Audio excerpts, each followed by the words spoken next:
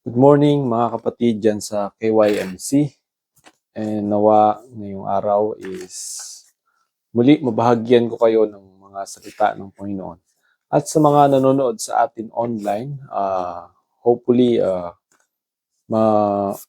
patuloy tayo sa pakikinig ng mga salita ng Panginoon, especially sa tuwing araw ng linggo na ibinibigay natin yung panahon na ito para ma-renew yung ating puso at isipan sa salita ng Panginoon.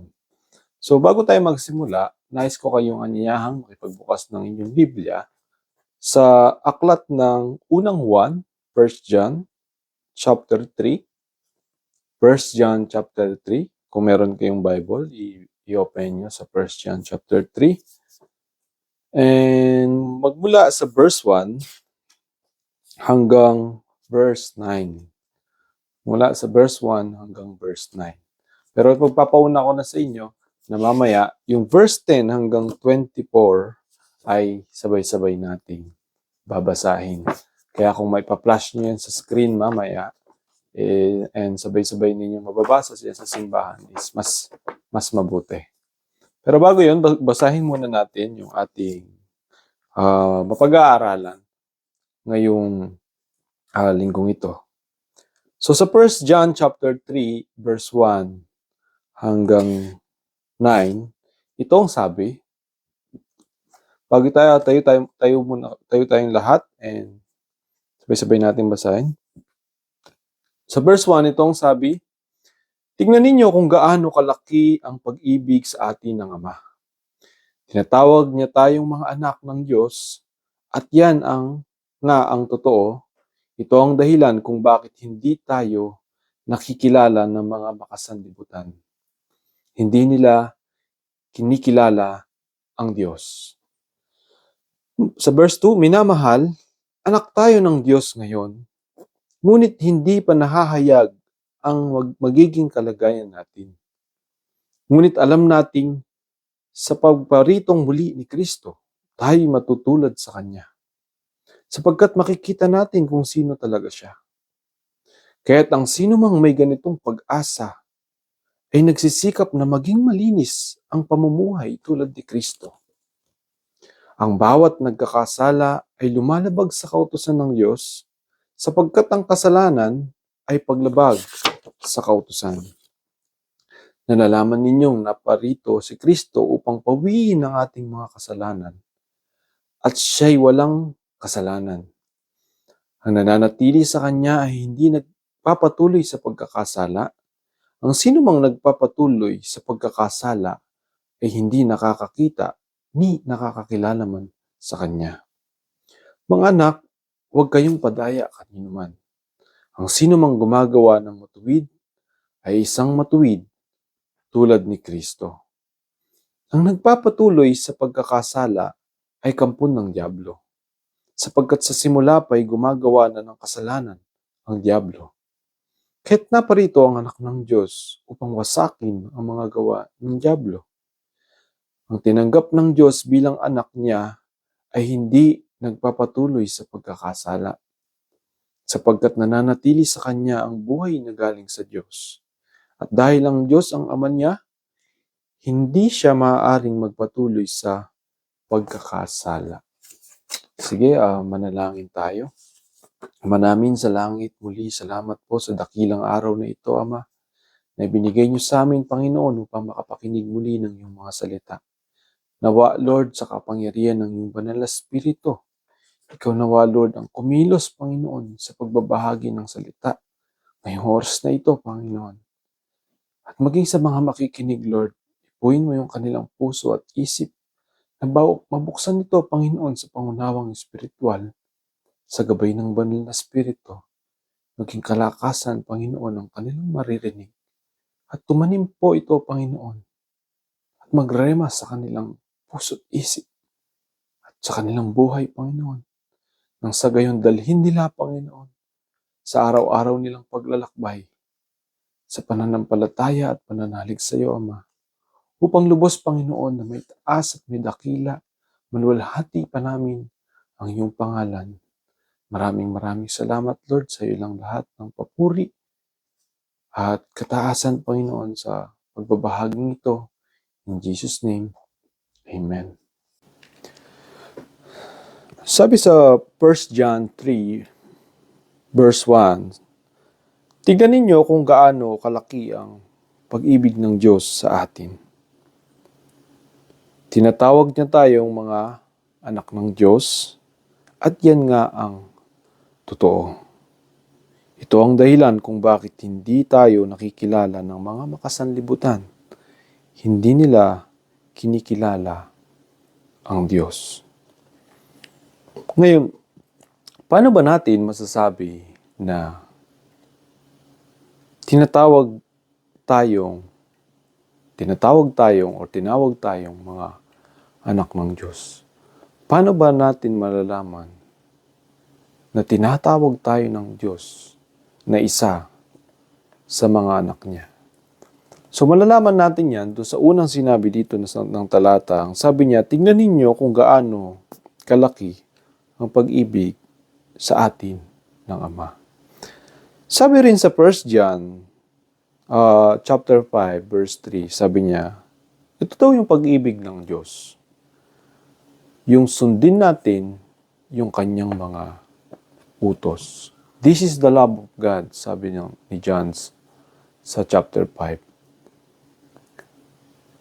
That we should obey His commandment.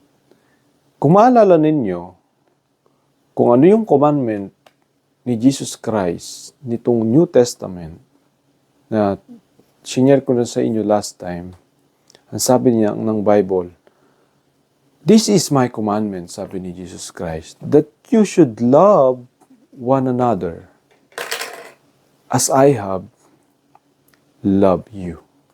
Ito daw yung commandment ng Diyos. Kaya kung titignan ninyo sa verse na ito, sabi niya, tignan ninyo kung gaano kalaki ang pag-ibig sa atin ng Ama. Ito ang dahilan, itong pag-ibig ng Ama ang dahilan kung paano niya tayong tinawag na kanyang mga anak. Ito ang dahilan kung paano tayong tinawag na mga anak ng Diyos. Sabi ko nga kanina, ano yung pag-ibig ng Ama na ito? Na sundin natin yung kanyang commandment na sinabi ni Jesus Christ sa atin. At ano yun? Mahalin natin ang isa't isa gaya ng kung paano niya tayo minahal. Love one another, sabi niya sa kanyang mga disciple, as I have loved you. This is my covenant. This is the new covenant that I give unto you, sabi ni Jesus Christ. Love one another as I have loved you. Ibig sabihin mga kapatid, malinaw na tinuturo ni Jesus Christ na yung pag-ibig natin sa isa't isa ang nagpapatunay na namumuhay tayo sa pag-ibig ng Diyos. Ito yung nagbibigay pruweba na nahuhubog talaga tayo sa mga kautusan ng Diyos, sa mga panuntunan ng Diyos, at sa mga bagay na ayon sa kalooban ng ating Panginoon. Kalooban ng Diyos sa atin. Isipin ninyo mabuti kung anong meron kapag umiibig ka. Anong meron sa pag-ibig? Unang-una, tinuro ko sa inyo, o tinuro ng Biblia sa atin, ng mga huli kong pag-share sa inyo. Ang pag-ibig ay nagtuturo sa atin ng pasyensya, nagtuturo sa atin ng mga bagay na hindi kayang gawin ng mga taong nais mamuhay sa sanlibutan. Ang ibig ko sabihin, mga taong nais mamuhay ng makasarili. Ang pag-ibig yung humuhubog sa puso ng tao para lalo pa siyang magbago, lalo pa niyang gawin yung kalooban ng Diyos sa kanyang buhay. Kung wala kang pag-ibig sa iyong kapatid, wala ring nahuhubog dyan sa heart mo. Kahit sabihin mo pang nananampalataya ka, kahit gaano pa karami yung knowledge na meron ka sa Biblia, kung walang pagmamahal dyan, walang humuhubog sa iyo, walang nag-aayos ng sa'yo, walang nagko-correct sa'yo. Deep within your heart, yan yung kapangyarihan ng Holy Spirit yung comforter Sa pamamagitan ng love, tinuturuan niya tayo na magkaroon ng concern at compassion sa iba. Ibig sabihin, pag nangangailangan yung kapatid, o pag nakikita mo yung kapatid mo na nahihirapan, nagkakaroon ka ng, pag yung kapatid mo nahihirapan, hindi ka nagiging bulag. Nagkakaroon ka ng paningin na malinaw na nakakakita ng mga taong nangangailangan ng tulong, na nangangailangan ng suporta, na nangangailangan ng pagmamahal. Minsan pa nga, hindi pa nila alam kung ano yung problema nila. Ikaw mismo na namalalim sa pag-ibig ng Diyos, nakikita mo na kung ano yung kailangan ng tao. Na minsan magiging liwanag ka sa buhay nila once na nasharean mo sila, nabahagian mo sila, nakasakama ka nila sa saglit lang, nakakwentuhan ka nila saglit lang, pero nagkaroon ng linaw sa kanila yung pinagdadaanan nilang sitwasyon. Bakit? Kasi malalim ka sa love Malalim ka sa love ng Panginoon. And sabi ko nga, dahil malalim ka sa love, yung discernment mo para makita yung nararanasan ng yung kapatid ng mga taong may either mahal mo sa buhay or may either kaaway mo, mga taong hindi naman mo sila nakakausap, nakikita mo lang sila, pero ikaw mismo nagkakaroon ka ng discernment kung paano mo sila iibigin at paano mo sila susuportahan. Kagaya ng pinakita ni Jesus Christ sa atin dun sa cross. Wala naman nakakita nung una kung ano ba talaga yung intention nung gagawin niya dun sa cross. Pero siya mismo nakikita niya na tayong lahat ng mga tao ay kailangan yung gagawin niya doon sa krus ng Kalbaryo. Without us knowing that this is the most important thing na matatanggap natin mula sa Diyos. Kung alam lang natin, pinahalagahan sana natin. Kung alam lang nila, pinahalagahan sana nila yung ginawa ni Jesus Christ sa cross. Pero dahil hindi ganon kalalim yung pag-ibig ng tao sa Diyos, hindi rin nila nakita ng buo yung kabuluhan ng ginawa ni Kristo. Ang ibig ko sabihin mga kapatid, dahil tinuruan tayo ni Lord na umibig, dahil tinuturuan tayo ng salita ng Diyos na magmahal, ito yung humuhubog sa puso natin upang gawin kung ano yung tama, nararapat at kalooban ng Diyos sa buhay natin. Kung wala yan, kahit nga, sabi ko nga, kahit na meron kang talino, sinasabi mong nananampalataya ka, it doesn't matter Kasi walang humuhubog dun sa heart mo. Baka yung heart mo nakapokus pa rin sa selfishness na nakalakihan mo, nakaugalian mo. Ipinamuhay mo na ng matagal, ang hirap ng alisin.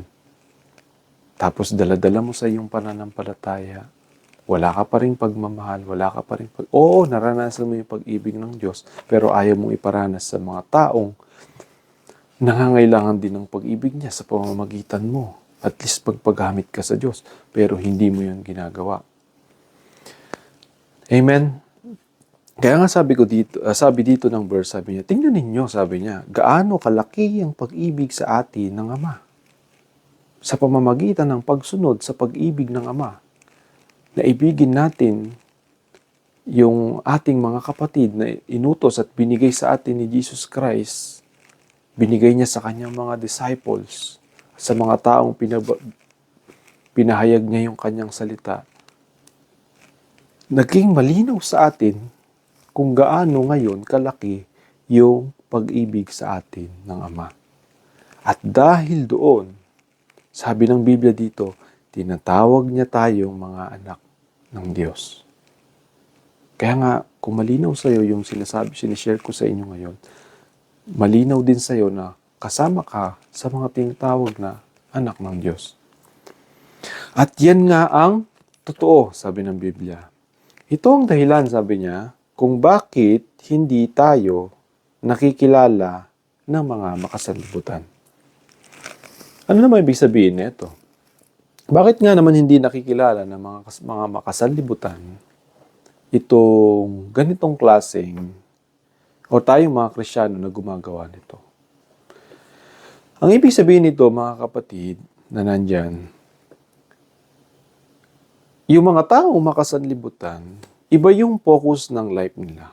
It's much more on selfish things para sa sarili.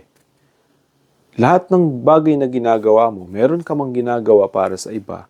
Karamihan nun, it's more focus para sa sarili mo. Para sa kapakanan mo.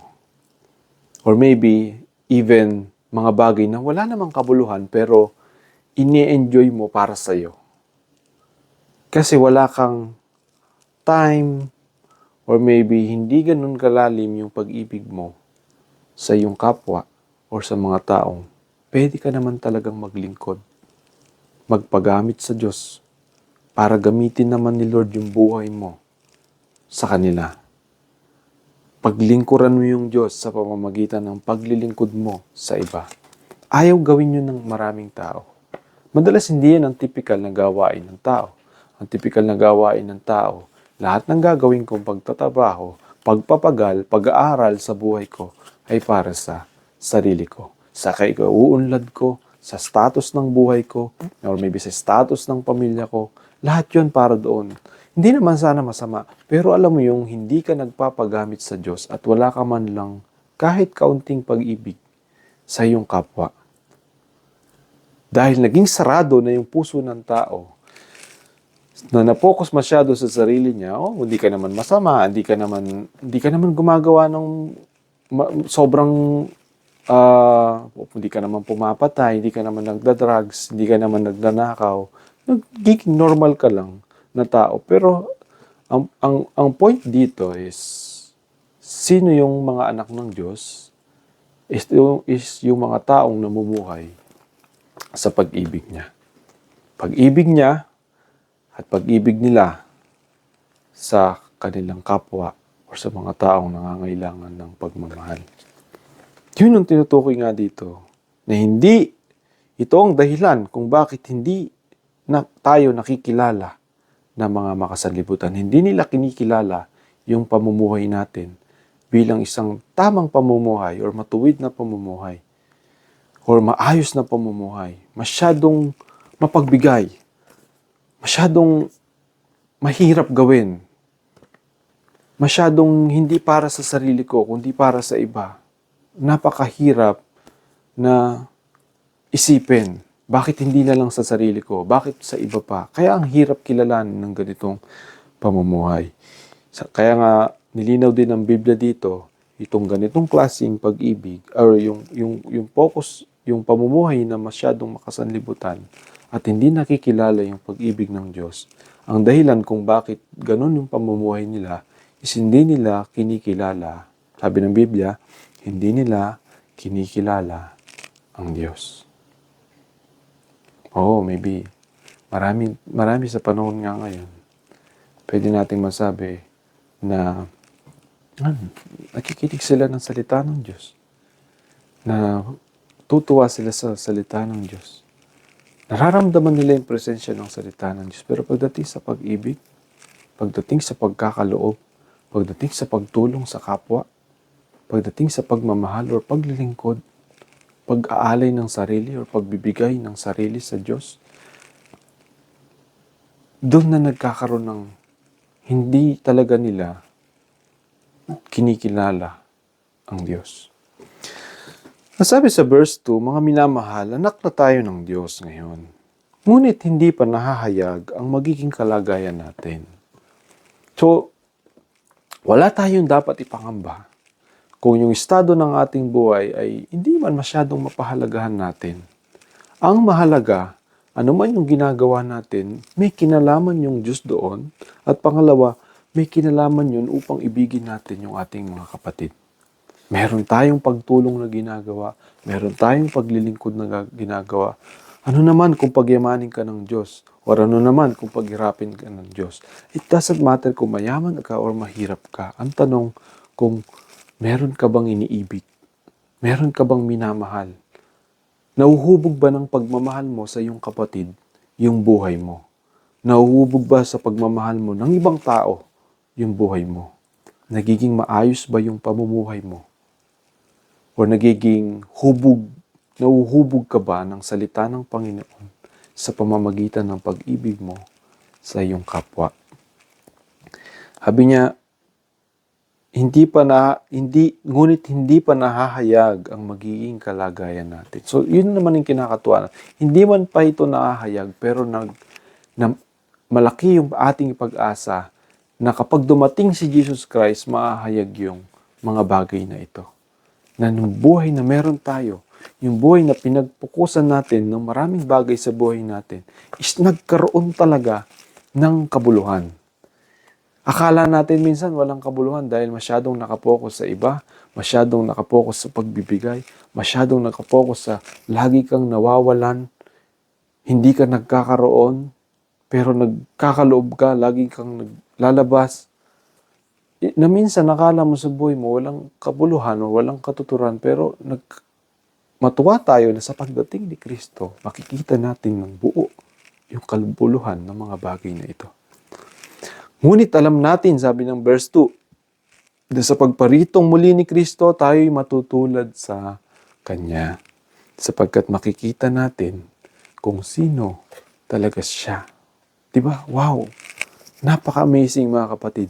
Sabi niya, makikita talaga natin kung sino talaga si Jesus Christ. Ibig sabihin, makikita talaga natin kung gaano kalalim yung pag-ibig ng Diyos sa atin sa pagdating ni Jesus Christ. Yung mga taong tunay na umibig, yung mga taong tunay na nagmahal, yung mga taong naglingkod ng walang kapalit dahil sa lalim ng pag-ibig nila sa Diyos at sa lalim ng pag-ibig nila sa kanilang kapwa ay makikita at masisilayan sa pagdating ni Kristo. Yung lalim ng pag-ibig ni Jesus Christ kapag nagkaroon na ng resurrection, kapag nagkaroon na ng pagkabuhay muli ng mga patay. Yun ang magpapatunay na yung dumating sa atin, yung si Kristo na babalik muli para sa atin, ay i-rescue yung mga taong tunay na nagmahal, tunay na naglingkod ng totoo, tunay na nanampalataya na may pagmamahal at pag-ibig. Sabi sa verse 3, mga kapatid, kaya't ang sinumang may ganitong pag-asa ay nagsisikap na maging malinis ang pamumuhay tulad ni Kristo. Dahil sa pag-ibig, nagsisikap tayong mamuhay ng malinis. Ngayon, isa sa mga problem natin ngayon sa Christianity, yung sinasabi nga na pamumuhay ng malinis. Ano bang ibig sabihin ng pamumuhay na malinis? Sabi niya, ito ba yung pagpapakitang matuwid ka sa paningin ng maraming tao? Yung ugali ng iba? Pagpapakitang matuwid ka? Ang dami mong ginagawang mga bagay na nag-highlight. Maybe lagi mong bino-voice out sa tao na ganito ka. Lagi mo sinasabi sa mga tao na ganito ka. O maybe pinopost mo sa Facebook na ganito ka. Ito ako. Ayan ako. Ang dami kong sinasabi, ang dami kong pinaportray na mabuti. Magaling ako pagdating sa kabutihan, magaling ako sa pagdating sa pag-ibig. Ang dami kong quote na binibigay.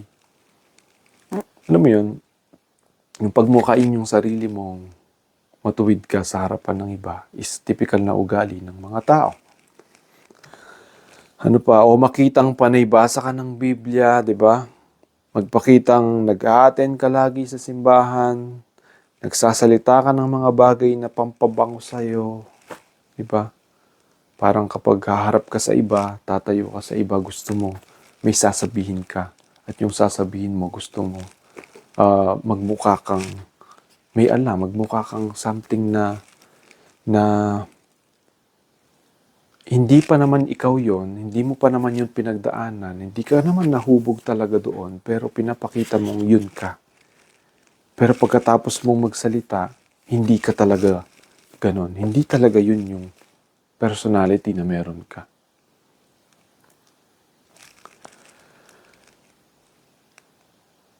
Nagsasalita ka ng mga bagay na pampabango sa sarili mo. Yun nga, mali yan mga kapatid. Ang malinis na pamumuhay, na tinutukoy ng Biblia dito, ang malinis na pamumuhay, ay hindi pagkukunwaring pamumuhay. So yun ang tatandaan nyo, hindi ito yung pagkukunwari. Hindi dyan sa mga pagkukunwari. Ngayon, Kuya Gab, ano naman yung malinis na pamumuhay? Ito yung malinis na pamumuhay. Maraming Kristiyano sa panahon ngayon, yung nagpapatay-patayan. Yan naman ang totoo eh. Yan ang honest talaga. Marami sa Kristiyano ngayon na nananampalataya sa Diyos o nagsasabing nananampalataya sila kay Kristo, yung nagpapatay-patayan. Patay ka. Patay ka pagdating sa pag-ibig. Patay ka pagdating sa concern.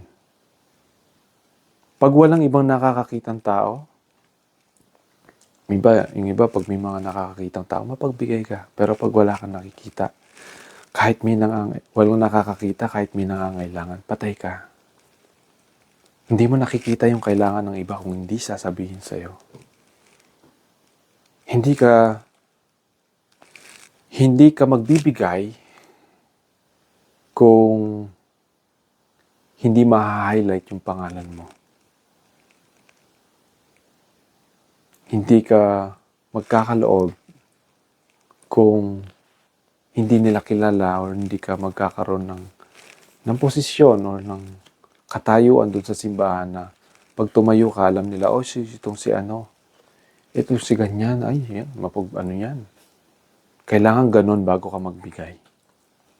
Pero tanggalin mo yung bagay na yun sa'yo, wala kang discernment, wala kang totoong pag-ibig, hindi mo nakikita. Hindi nakikita ng puso mo kung ano yung pangangailangan ng mga tao.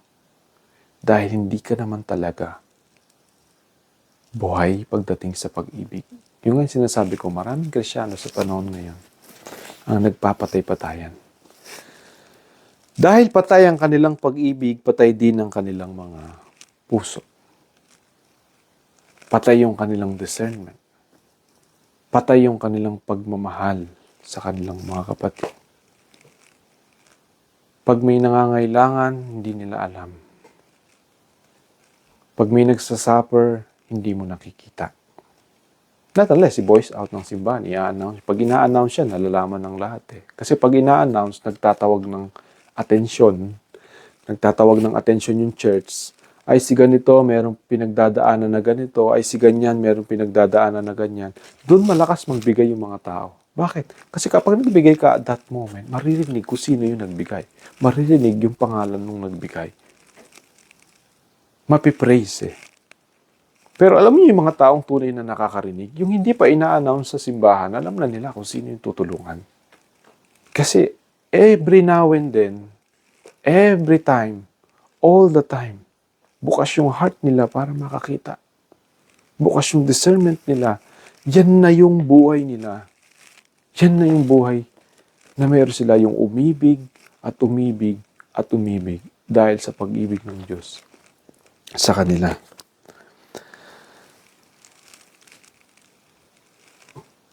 Bukod sa patay, again, ang tinutukoy natin dito is yung malinis na pamumuhay. Aside ba dun sa pagdating sa pag-ibig sa kapatid, isa pa sa mga bagay na ginagawa natin sa mga Christian na hindi malinis na pamumuhay, yung dahil nga wala kang pag-ibig, wala ka ring repentance, wala kang pagsisisi. Yung mga tao kapag masyadong focus sa sarili, hindi nila naiisip na mali sila. Kapag yung tao masyadong focus sa iba, masyadong concern naman sa mararamdaman ng iba, madali silang magsisi. Minsan kahit hindi ka mali, ikaw pa yung nangungunang magsisi, ikaw pa yung nangungunang magsabi ng totoo. Pero yung mga taong mahirap sa sarili nila yung discernment, yung pahalagahan yung ibang tao, mahirap sa sarili nila yung ibigin yung ibang tao, unahin yung ibang tao. Alam mo, masyadong nilang pinoprotektahan yung image nila. Paano yun? Madalas yung ugaling ganyan nakukuha natin o nakuha na natin nakukuha natin sa ating paglaki. Sa eskwelahan, sa mga kaibigan, sa mga kakilala. Yung defensive mechanism. Palagi kang defensive pagdating sa sarili mo. Palagi kang makatwiran. Palagi kang tama. Kahit na mali ka na, hindi mo pa rin kayang aminin. Kahit na bisto ka na. Kahit na nandun ka na sa part na ang binibigay na lang sa iyo ng Diyos is yaminin mo yung totoo. Pero dahil sa pride na nakalakihan natin, sabi ko nga kanina, marami tayong daladalang mga bagay na pagiging makasaril sa buhay natin.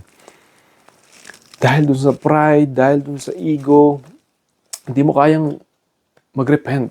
Hindi mo kayang magsisi. Kaya nga mga kapatid, bunga din yun ng kawalan ng pag-ibig. Kung iniibig mo palagi yung ibang tao, it doesn't matter kung tama ka o mali ka. Minsan yung mga tao, mahilig lang talagang mag-voice out ng pagkatama nila or lagi silang tama. Pero yung mga taong marunong umibig, it doesn't matter kung tama o mali sila. Ang importante, magkaroon kayo ng pagkakasunduan.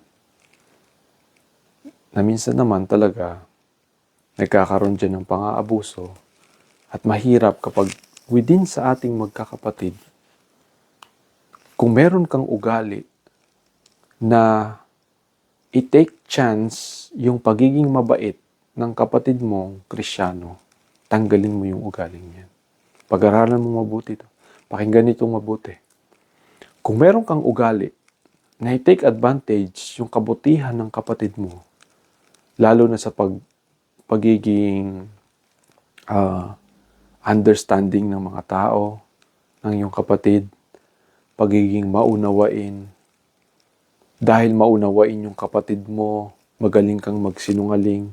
Dahil maunawain yung kapatid mo, laging siya yung may fault sa mga bagay na ikaw naman yung may mali na ginagawa. Kapag ugali mong abusuhin, yung kabutihan ng mga kapatid mong Kristiyano, ibig sabihin yung pag-ibig mo is napakababaw. Yung pag-ibig mo is masyadong makasarili. Or in the other way, wala ka talagang pag-ibig. Hindi ka nahuhubog ng pag-ibig na meron ka. Yung naranasan mong pag-ibig sa Diyos, hindi tumanim sa puso mo. Nanaig pa rin yung pagiging makasarili or yung pag-ibig sa sarili. Kaya nga yung iba, nung time na hindi pa natin nakikilala ang Diyos, sabi ko nga, sa eskwelahan, sa mga kaibigan, marami nang napundasyonan yung kanilang buhay sa ganyang klaseng defensive mechanism. Sa sobrang daming defensive mechanism na napundasyon dyan sa heart mo, namana mo pa sa mga kaibigan mo, namana mo pa sa mga magulang mo, sa mga kapatid mo, napanood mo sa social media, alam niyo yung mga, ano ba yun? Yung mga flip-top or yung mga sabayan, tagisan ng pagalingan ng depensa, insultuhan, ano mo yun? Anong tawag doon? Yung sarcasm and gaslighting na pananalita. Yun yung mga nagiging pundasyon ng word ng ng heart mo eh. Kahit sino pa mag-correct sa'yo, lagi kang tama. Pero yung pamumuhay mo, yung pananalita mo, hindi nakapundasyon sa kung ano yung totoo, hindi nakapundasyon sa kung ano yung dapat yung isipin or dapat yung pag-aralan.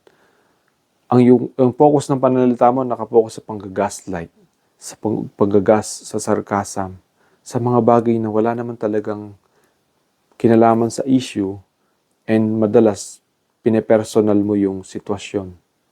And kapag nakikita mo natatalo ka, nagiging emotionally defensive ka. Ginagamit mo yung parang playing victim mechanism. Kaya nga sabi ko mga kapatid, aralin ninyo mabuti yung inyong puso. Kung napapamuhay ninyo yung ganyang klaseng ugali, nawawalan kayo ng pagpapakumbaba.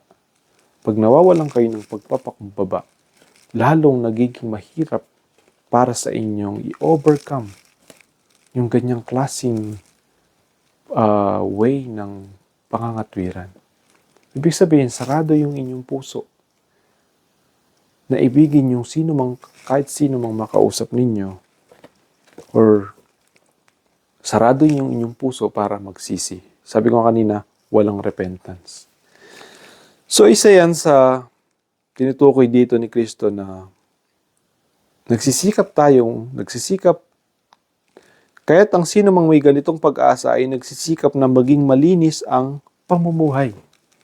Yan yung malinis na pamumuhay. Hindi yung mga sinabi ko kanina na pinagmumukha mong sarili mo na matuwid sa harap ng ibang tao o kahit ano pa man. Ito yung nagsisikap na magkaroon ng malinis na pamumuhay. Nagre-repent ka kung kailangan. Nagsisisi ka palagi. Umiibig ka palagi. Nagpaparaya ka palagi. Nagpapakumbaba ka palagi. Nagtitiis ka palagi. At marami pang iba na example. Gaya nga ng mga magulang, walang pagmamahal sa mga anak. Mga anak, walang pagmamahal sa magulang. Hindi lumalaking tama yung mga anak. Wala ding pagmamahal sa lipunan yung mga anak habang lumalaki sila. Gaya ng wala silang pagmamahal sa kanilang kapwa kapag totally matured na sila. Pag walang pagmamahal sa kapwa, in short, dadalin mo yan pag naging Kristyano ka. Dadalin mo yan pag tinanggap mo si Kristo. Daladala mo yan hanggang ngayon. Nasa puso mo yan. Nakatanim sa heart mo yan, ang hirap alisin, ang hirap baguhin, at hindi mo na nga alam gaano ka ka-mature dyan ngayon. Maybe, tinanggap mo si Jesus Christ sa buhay mo, pero hindi mo alam na mas matured ka pa pala sa mga bagay na ganitong pag-uugali, na mga makasariling pag-uugali, na hindi maalis-alis dahil kulang yung pag-ibig mo, na dapat ipinapakita mo or ibinibigay mo or ginagawa mong pagsubok sa'yo para mahubog ka. Pataasan, pagalingan, payabangan, hanggang saan na kaya yung narating ng puso natin nung time na bata pa tayo, nakipagsabayan ka sa mga kabataan, nakakapagsabayan ka sa mga kasing edad mo, nakipagsabayan ka sa mga kapatid mo, sa mga kakilala mo, sa mga kaibigan mo, hanggang ngayon, hanggang to the point na, yun nga, naging yan na yung meron ka sa heart mo, na kahit nararanasan mo yung pag-ibig ng Diyos, hindi mo maalis-alis. So, yan yung dapat nating pagsumigapan, mga kapatid. Dahil sabi dito, yun nga, nagsisikap silang na maging malinis ang pamumuhay nga nila, tulad ni Kristo. Sikapin nating magkaroon ng malinis na pamumuhay. Huwag nating hayaang mawala yung compassion. Huwag nating hayaang mawala yung care sa iba. And dahil doon, kung meron tayong care sa iba, meron tayong compassion sa iba, lagi tayong magkakaroon ng discernment kung ano yung pangangailangan ng ating mga kapatid. Yun yung tunay na pag-ibig. Ang malinis na pamumuhay, tandaan ninyo ito, ang malinis na pamumuhay ay yung nakikita mo kung ano yung pangangailangan ng iyong kapatid. Amen. Sabi sa verse 4, ang nagkakasala ay lumalabag sa kautusan ng Diyos. Sapagkat ang kasalanan ay paglabag sa kautusan. So, ano yung kautusan? Yung mga, sabi ko nga, kautusan, ayan yung mga listahan ng mga bagay na dapat hindi mo gagawin at dapat gawin mo. Mga bawal at mga dapat mong gawin. Let's say, yun ang kautusan. Tinitignan mo yung kautusan araw-araw, hindi mo nilalabag yung kautusan, and ginagawa mo yung mga bagay na sinasabi ng kautusan. Gumagawa ka ng mabuti. Hindi ka rin gumagawa ng masama. So, madaling sabihin na sumusunod mo yung kautusan. Amen? Tama? Tama ba? Ulitin ko. Madaling sabihin na sumusunod tayo sa kautusan. Bakit? Kasi sa isip natin, may listahan tayo ng mga kautusan. May listahan tayo sa isip natin na nagsasabing mabuti tayo. Hindi tayo masama. Or wala tayong ginagawang mali. Amen. Nasa isip natin yan eh. Automatic list yan. Kahit hindi mo ilista yan sa libro or sa papel, automatic, merong listahan dyan sa utak mo na nagsasabing tama ka. Merong listahan dyan sa utak mo na nagsasabing hindi ka gumagawa ng mali, hindi ka lumalabag sa kautusan. In short, hindi ka ganun kasama pagdating sa kasalanan. At kung nagkakasala ka man, hinihingi mo ng tawad sa Diyos yung mga kasalanang nagagawa mo. Kaya sabi sa verse 4, ang bawat nagkakasala ay lumalabag sa kautusan ng Diyos. Sapagkat ang kasalanan ay paglabag sa kautusan. Ngayon, yung nga, tama naman. Gumagawa ka ng mali, nagkakasala ka sa kautusan, kaya madaling isipin na hindi nga tayo lumalabag sa mga kautusan ng Diyos dahil iniisip natin hindi naman tayo gumagawa ng mali. O wala naman nakakaalam kung ano yung mali mong ginagawa. Pero gusto kong i-highlight sa inyo ito. Gusto kong tandaan ninyo kung paano ko ito i-explain sa inyo ngayon. Pagdating sa kautusan at pagkakasala sa kautusan. Sa aklat ng Galatians chapter 5 verse 14. Sa aklat ng Galatians chapter 5 verse 14, ganito ang sabi: sapagkat ang buong kautusan ay nauuwi sa isang pangungusap. Ibigin mo ang iyong kapwa gaya ng pag-ibig mo sa iyong sarili. Inulit ko na to noon. Sinabi ko na to sa inyo noon.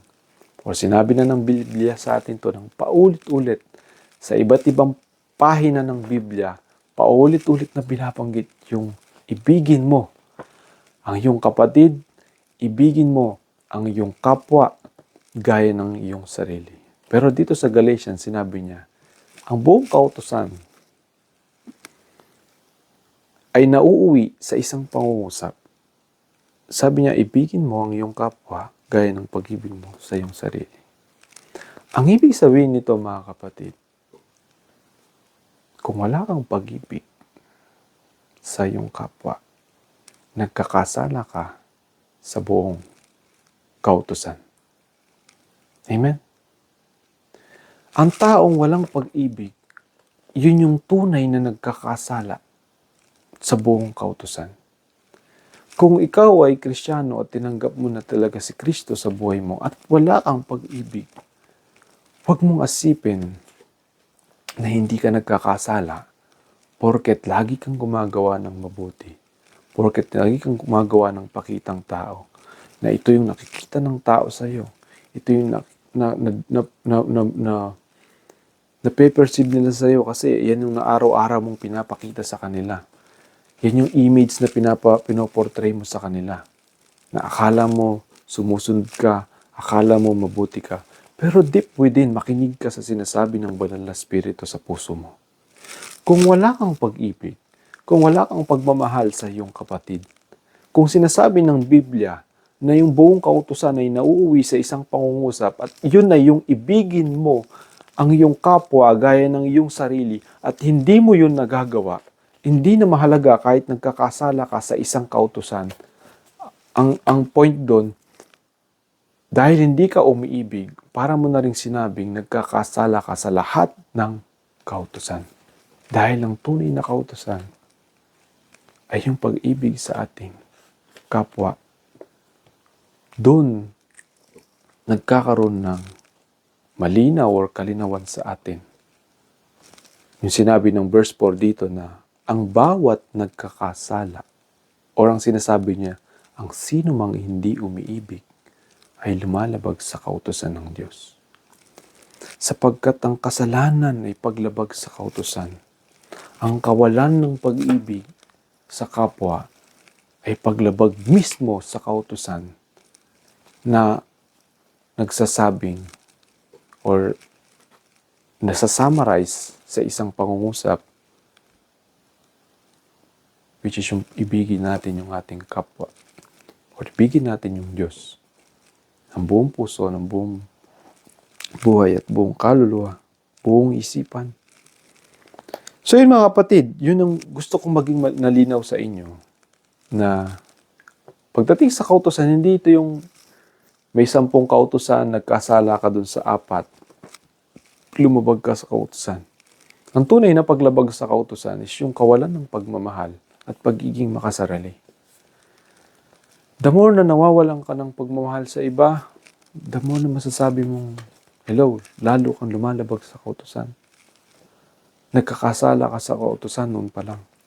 And the more na umiibig ka sa iyong kapwa, the more na sumusunod ka sa kautusan.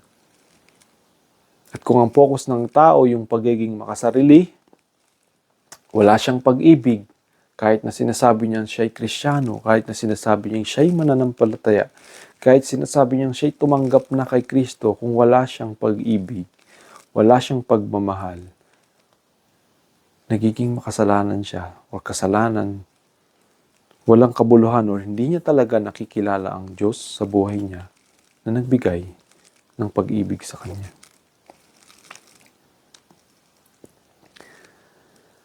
Kung hindi nakikita ng konsensya mo yung dapat mong makita, kung mas inuuna natin ng puot kaysa awa, galit kaysa pangunawa, pangangatwiran at walang pagsisisi, walang pagpapatawad, panglalamang, walang pagkatuto, selfishness, hindi nag-grow, walang pagtitiis, walang pagpaparaya, puro lang pakikinabang at walang kakayahang magpagal sa pag-aaral ng salita ng Diyos.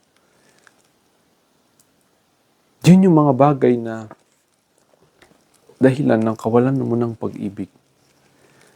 Asa ng pag-ibig ng Diyos sa atin o ang pag-ibig natin sa ating kapwa. Ibig sabihin nyo nga, kung hindi natin pinapahalagahan yung mga bagay na ito, is para mo na rin sinabing or maging malinaw sa iyo na nilalabag o nagkakasala tayo sa harap ng Diyos. Dahil dyan, ang hindi umiibig sa kanyang kapatid ay hindi totoong nagmamature at nilalabag ang buong kautusan at hindi totoong nagkakakilala sa Diyos. Sa verse 5, ito naman ang sabi, nalalaman ninyong napaparito si Kristo upang pawiin ang ating mga kasalanan. At siya'y walang kasalanan. Kaya nga, dahil nalalaman ng taong nakakakilala sa Diyos na dumating si Kristo upang pawiin ang pagiging nating makasarili. So, tayo na totoong kung tunay na nakakilala tayo sa Diyos, dapat nating malaman na dumating si Kristo sa buhay natin para pawiin yung mga bagay na yan. Hindi siya dumating sa atin para mag-build tayo ng doktrina na magiging machine, na yung machine na yon kapag pinasok mo yung isang tao, para kang nagmamanufacture ng mga Kristiyano. Parang dumaan ka dun sa machine na madalas ngayon yung machine na yan, yung mismong simbahan na eh. Gamit yung mga doktrina, yung knowledge, pero pagdating sa pag-ibig nawawala. Para ka lang pumasok sa isang machine. Paglabas mo, Kristiyano ka na. Hindi yun totoo. Hindi ka totoong naging buo kung hindi ka nagmamahal, kung hindi ka umiibig, kung walang bunga ng pag-ibig sa'yo, yung mga natanim sa'yo, yung lahat ng knowledge na meron ka, it doesn't matter kahit anong pasok mo doon sa machine na yan ng knowledge. Yun yung naging kasangkapan ng tao. Minsan dahil sa knowledge, parang naging mechanical device yung gospel ng salita ng Panginoon. Basta ni-recite mo yung prayer na to, basta sinabi mo yung prayer na to, ligtas ka na. Basta sinabi mong nananampalataya ka, ligtas ka na. Kung wala kang pag-ibig, mga kapatid, hindi totoong nakilala mo si Kristo. Sabi kasi niya, nalalaman ninyong naparito sa Kristo upang pawiin ang ating mga kasalanan. At siya'y walang kasalanan. Ano ibig sabihin? Upang pawiin yung mga bagay ng pagiging makasarili. Upang pawiin yung mga bagay na pinagtutuunan natin ng pansin na walang kabuluhan, yung mga bagay na nakakasakit sa ating mga kapatid, yung mga bagay ng kawalan ng pangunawa, yung mga bagay na sakitan, yung mga bagay na pumapatay sa isa't isa. Pawiin yung selfishness natin na pag-uugali and mag-mature tayo sa isip at puso ni Jesus Christ. Sabi sa verse 6, ang nananatili sa Kanya ay hindi nagpapatuloy sa pagkakasala.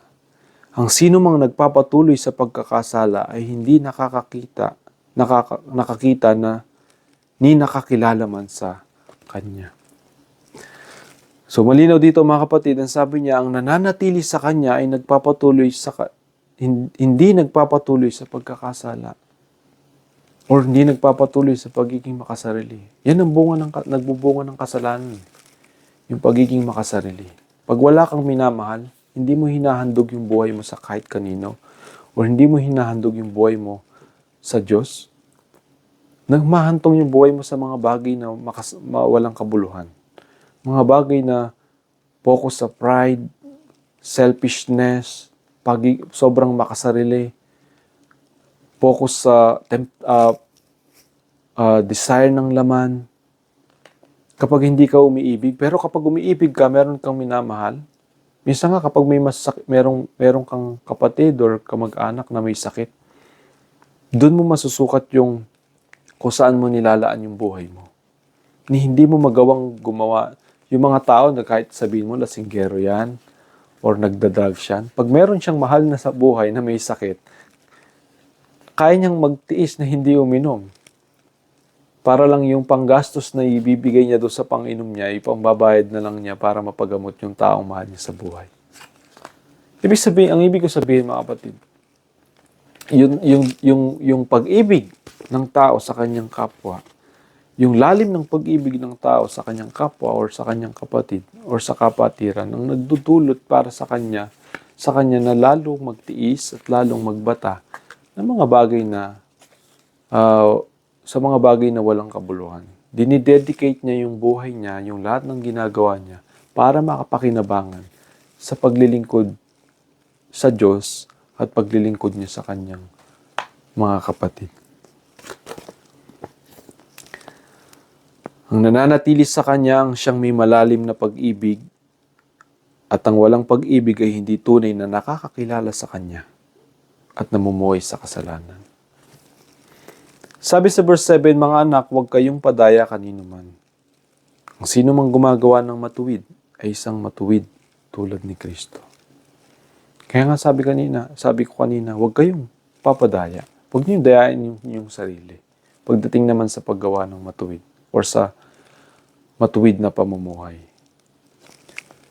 Huwag nating dayain natin sarili na porket, sabi niya, anuman ang ginagawa nating mabuti, kung akala natin nakakahigit tayo, ay dinadaya natin ang ating sarili. Kung anumang ginagawa natin na pakitang tao, kung akala natin nakakahigit tayo, kung akala natin nagmumukha tayong matuwid, dinadaya natin yung ating sarili. Ang tinutukoy na matuwid dito ng Biblia is yung taong merong matuwid, yung totoong tunay, yung kanyang pag-ibig na ibinibigay sa kanyang mga kapatid. Hindi pretense, hindi pakitang tao lang, walang bahid ng self-interest or walang hinahangad na kapalit or blame pagdating ng araw. Talagang pure, talagang malinis yung kanyang intention kung bakit siya tumutulong at ginagawa niya yun. Dahil mahal niya yung tao at mahal niya yung Diyos. Kaya yung taong gumagawa ng matuwid, sabi niya, ang sino mang gumagawa ng matuwid ay isang matuwid tulad ni Kristo. Hindi ito yung self-righteous ka. Hindi ito yung marami kang alam sa Bible, matuwid ka na. Hindi ito yon. Ang matuwid dito, yung taong tunay na may pag-ibig at pagmamahal. Yun ang matuwid. Yun ang totoong matuwid. Yung nakakakita ng problema, yung nakakakita ng sitwasyon, yung bukas lagi yung isip para tumulong. Ano nang nangyayari? Ano nang meron? Anong kailangan nating gawin? Anong maitutulong ko? Diba? Yun yung taong matuwid. Kasi yung heart niya bukas na bukas para tumulong. bukas na bukas para umibig. Lagi siyang handa. Lagi siya nag-aabang kung ano yung maitutulong niya. Lagi siyang ready. Hindi siya yung laging iniintindi. Hindi siya yung laging parang alam ng tao na hindi siya makakatulong o siya yung tutulungan. Mas nakapokus siya dun sa siya kung ano yung maitutulong niya. At kung paano niya matutulungan yung iba na magkaroon ng encouragement na maging kaibig-ibig din yung buhay nila. Hindi siya naghahanap ng kapantay niya. Hindi siya naghahanap ng kung ano yung ibibigay niya, dapat yun din yung ibibigay ng iba. Hindi siya nag-iisip na kailangan mauna munang umibig yung iba bago niya ipakita yung pag-ibig niya. Nauuna na siya palagi. It doesn't matter kung hindi ka ibig-ibig yung iba. Ang importante sa kanya, binibigay niya yung best niya para umibig. Para magpakumbaba. Para tumulong. Para mag-abot ng kamay. Hindi siya nagkukwenta. Hindi siya nagbibilang ng kung ano yung maitutulong niya. Ang importante kung paano niya ma-reach out yung kanyang kapatid na nangangailangan. Kaya sabi niya dito, mga anak, huwag kayong padaya kanino man ng sino mang gumagawa ng matuwid ay isang talagang tunay na matuwid tulad ni Kristo. Sa verse 8, ang nagpapatuloy sa pagkakasala ay kampon ng dyablo, sapagkat sa simula pa'y gumagawa na ng kasalanan ng dyablo. Kaya't naparito ang anak ng Diyos upang wasakin ang mga gawa ng dyablo. Naalala niyo yung verse na ang pag-ibig ay pumapawi ng lahat ng kasalanan. Ano ba yung gawa ng dyablo? Sabi niya dito, ang nagpapatuloy sa pagkakasala ay kampon ng dyablo, sapagkat sa simula pa'y gumagawa na ng kasalanan ang dyablo. So, ano yung pwedeng pumawi ng lahat ng kasalanan? Pag-ibig. Kaya nga sabi niya dito, kaya't naparito ang anak ng Diyos upang wasakin. Paano winasak ng Diyos yung lahat ng kasalanan na ginagawa ng dyablo? Sa pamamagitan ng pag-ibig ni Kristo dun sa krus ng Kalbaryo. Kaya't naparito ang anak ng Diyos upang wasakin ang mga gawa ng dyablo. Wasakin lahat ng inggit. Wasakin lahat ng lungkot. Wasakin lahat ng kawalan ng pag-asa. Even yung mga sakit na nagdudulot sa tao ng pagkalungkot or even yung kamatayan. Dahil si Jesus Christ, pinakita niya sa atin, sinabi niya sa atin at pinangako niya sa atin na sa pagnanampalataya tayo sa Kanya, magkakaroon tayo ulit ng buhay na panibago sa langit. Buhay na walang hanggan. Hindi na nagkakasakit. Hindi na nasasaktan. Hindi na nalulungkot. Dumating si Kristo para pawiin yung lahat ng yan. Kaya yung mga taong hindi pa tumatanggap kay Kristo, napakahalaga na dalhin nila si Jesus Christ sa buhay nila. Hindi ito banal-banalan lang. Hindi ito yung nagdadala ka ng Biblia, tutoksoin ka ng kaibigan mo, banal-banalan na ikay ka. Hindi ito yun. Ang point dito, sino si Jesus Christ sa buhay mo at panatiliin mo si Jesus Christ sa buhay mo dahil kailangan mo siya. Na kahit yung mga taong nang aasar sa'yo, kailangan din nila si Jesus Christ. Pag binitawan mo si Jesus Christ sa buhay mo, hindi ko na lang alam kung paano ka magsusurvive. Kailangan maging matatag ka sa sarili mo lang kung wala si Kristo sa buhay mo. At yung iba, hindi mo masasabi na palagi kang magiging matatag. Lagi kang mababagsak, lagi mga may pagsubok sa'yo na hindi mo kayang i-overcome mo. Yung iba, talagang nagtataka na lang sa buhay. Bakit mahirap yung buhay? Na umantong nang tumanda sila, lumaki sila, naging mga adult sila, karon sila ng nagkaedad na sila, hindi pa naman matanda pero may edad. Hindi pa rin nila alam kung ano yung buhay. Hindi pa rin nila naintindihan kung bakit ang hirap ng buhay. Dahil di nila binahalagahan si Jesus Christ sa buhay nila. Ang tinanggap ng Diyos bilang anak niya ay hindi nagpapatuloy sa pagkakasala. Hindi nagpapatuloy sa pagiging makasarili, kundi nagpapatuloy sa pag-ibig. sapagkat nananatili sa Kanya ang buhay o yung pag-ibig na buhay na galing sa Diyos. At dahil ang Diyos ang Ama niya, hindi siya maaaring magpatuloy sa pagkakasala. At dahil ang Diyos ang Ama niya, hindi siya maaaring mawalan ng pag-ibig sa kanyang kapwa. Mawalan ng pagmamahal. Dahil ang Diyos ang Ama niya, hindi niya pwedeng sabihin na hindi siya pwedeng magmahal. Dahil ang Diyos ang Ama niya, magmamahal siya, iibig siya. Mamahalin niya yung kanyang kapatid, mamahalin niya yung kanyang kapwa. So sa verse 10 mga kapatid, nais kong samahan ninyo ako na basahin ito. Buksan ninyo yung inyong mga Biblia or kung ma-flash ninyo dyan sa screen. Nais kong basahin natin itong verse 10 hanggang verse 24 at alam kong mauunawaan nyo na ito. Na matapos natin itong buong chapter na to, na meron kayong matibay na pangunawa at malalim na pangunawa.